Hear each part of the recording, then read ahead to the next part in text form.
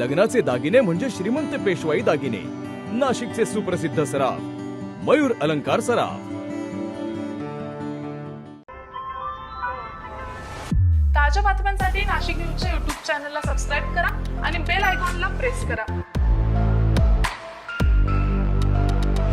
नाशिकमध्ये पवित्र गोदावरी नदीच्या प्रदूषणाचा मुद्दा पुन्हा एकदा चिघळलाय. गोदावरी नदीत ड्रेनेज आणि दुर्गंधीयुक्त पाणी सोडलं जात असल्याचा गंभीर आरोप करत शिवसेना ठाकरे गट आक्रमक झालाय. याच मुद्द्यावरून रामकुंड परिसरात थेट आंदोलन छेडण्यात आलंय. दक्षिण गंगा म्हणून ओळखल्या जाणाऱ्या गोदावरी नदीचं पावित्र्य धोक्यात आल्याचा आरोप आंदोलकांनी केलाय. भाविक स्नानासाठी येणाऱ्या गोदावरीची अवस्था अत्यंत दयनीय झाल्याचा संतापही व्यक्त करण्यात आलाय. तर पालिका प्रशासनाला जाब विचारण्यासाठी शिवसेना ठाकरे गटानं तीव्र आंदोलन करत आक्रमक भूमिका घेतली आहे.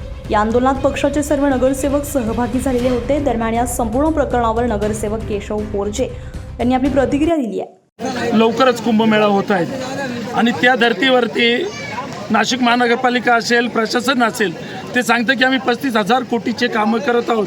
पण ज्या ठिकाणी तुम्ही उभा आहात, आम्ही उभा आहोत, याच ठिकाणी कुंभमेळ्याचं आयोजन होत आहे. पवित्र अशा रामकुंडामध्ये जर तुम्ही बघितलं तर संपूर्ण असं गटारीचं पाणी या ठिकाणी सोडलं आहे.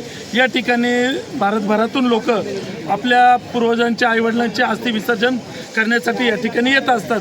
तुम्ही बघू शकता ते अस्थि विसर्जन आजही गटारीच्या पाण्यामध्ये करत आहोत. म्हणजे आम्हाला तुम्हाला यांना एकच इशारा द्यायचा आहे, नाशिक महानगरपालिकेला आणि प्रशासनाला, येत्या 8 दिवसामध्ये जर पवित्र अशा गोदावरी नदीमधलं गटारीचं पाणी बंद केलं नाही तर शिवसेना उद्धव बाळासाहेब ठाकरे पक्षाच्या वतीने नाशिक महानगरपालिकेवरती भव्य असं शिवसेना स्टाईल आंदोलन केलं जाईल. त्या रोज शेकडो या ठिकाणी अस्थि विसर्जन होता. 8 दिवसांची तुम्ही मुदत का देत आहेत?